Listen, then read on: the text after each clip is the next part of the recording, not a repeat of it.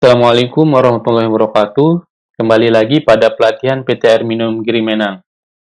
Pada kesempatan kali ini, kita akan membahas tentang HTTP request. Oke.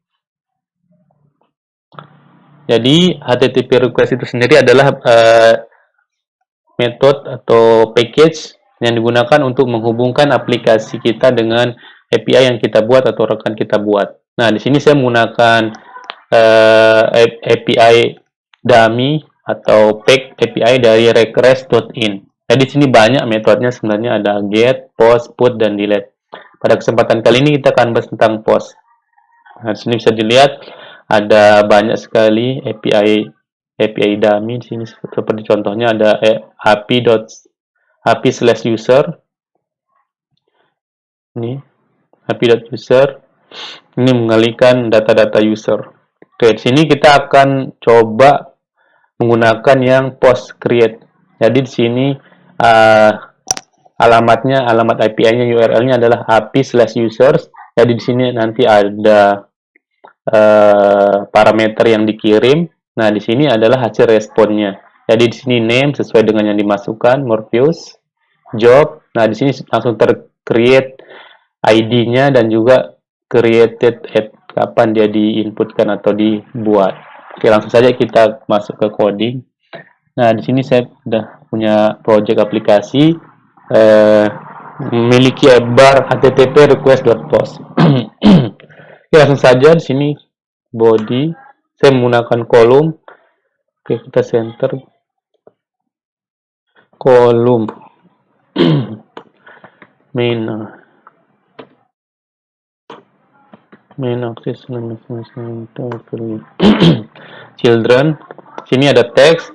Nah, nanti teks ini adalah yang akan menampilkan hasil dari respon si API itu sendiri. Nah, kemudian ada tombol. Sini saya menggunakan raise button.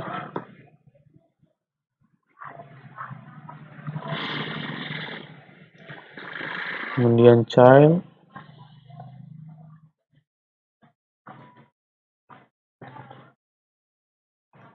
Post. Nah, di sini nanti ketika tombol post ini diklik, respon dari API yang kita hit itu akan tampil di text respon ini. Di sini saya akan write with center biar di tengah. Ya, oke. Selesai. Nah, dalam menghubungkan aplikasi kita dengan API, setidaknya kita perlu memiliki 3 hal atau membuat 3 hal. Yang pertama adalah kelas. Kelas ini nanti sebagai model yang respon dari API yang kita hit atau kembaliannya itu kita modelkan dalam sebuah kelas. Yang kedua ada factory method. Factory method ini adalah untuk memapping dari JSON object ke kelas yang kita buat. Kemudian yang ketiga adalah metode untuk memanggil API itu sendiri. Oke, langsung saja kita membuat kelas di dalam folder lib. Ini misalkan kita namakan post class. Oke, langsung saja di sini kelas. Kita namakan kelas kita post class. Nah, kemudian di sini yang pertama kita akan membuat variabel-variabel sesuai dengan yang kita inginkan yang berhubungan dengan respon yang diberikan oleh API-nya. Misalnya di sini respon dari API itu sendiri ada 4, ada name, job, ID, created type. Saya juga akan membuat itu pada kelasnya. Di sini saya berikan nama string ID, string name, string job, string created type.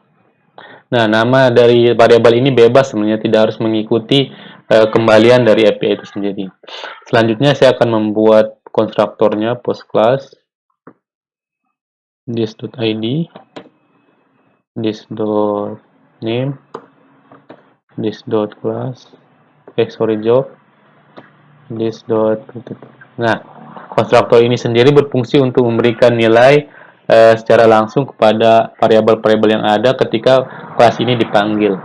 Nah, selanjutnya yang kedua kita akan membuat factory method. Seperti yang sudah dijelaskan pada awal, Factory method ini akan membuat objek dari post class itu sendiri atau kembalian dari API itu sendiri. Dia akan membuat objek dari hasil mapping JSON objek kembalian dari API. Oke, di sini tinggal menggunakan factory, kemudian nama kelasnya, post class. Nah, selanjutnya nama dari factory itu sendiri, bebas sebenarnya. Sini saya berikan nama create post class. Nah, di sini ada parameternya. Di sini parameternya bertipe data map, string, dynamic. Nama parameternya misalnya di sini objek. Nah, return dia akan memanggil langsung konstruktor dari post class. Oke, kita jelaskan dulu. Nah, kenapa map ini string kemudian dinamik itu karena kita lihat dari kembalian API-nya. Nah, API ini atau API ini dia memberikan kembalian berupa data pemetaan atau map. Di sini di mana dia memiliki key ini adalah yang di sebelah kiri, name, job, ID, string. Key-nya ini sendiri bertipe data string, semuanya string. Itu kenapa jadi map itu string. Kemudian kenapa dinamik? Dinamik itu sendiri istilahnya dinamis. Jadi value dari KK ini tuh sifatnya dinamis. Jadi bebas sebenarnya. Tapi kebetulan di sini semuanya string. Tapi misalnya kayak ID ini bisa saja dia integer. Kenapa jadinya string.dynamic? Oke, langsung saja di sini. Kita panggil ID. Nah, ID ini nilainya nanti langsung objek. Nah, ini langsung sesuai dengan kembalian API-nya di sini. Name, job, ID, created, add.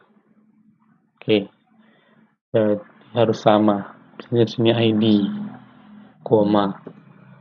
name. Di sini objek, name. Kemudian job, objek, job, dan created.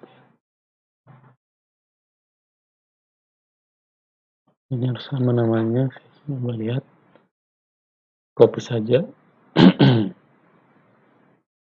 Nah, sudah selesai. Jadi yang pertama kita sudah membuat kelasnya. Kita juga sudah membuat factory methodnya. Selanjutnya kita akan membuat metode untuk memanggil API itu sendiri. Misalnya kita ubah ya, kita pakai nilai yang lain. Dan di sini ada Harrier. Oke, tinggal post. Nah, di sini sudah tergenerate juga ID, namanya Harrier, programmer, dan kapan waktu diinput. Oke, sekian mungkin pembahasan kita mengenai HTTP request dengan metode post. Sampai bertemu pada pertemuan selanjutnya. Assalamualaikum warahmatullahi wabarakatuh.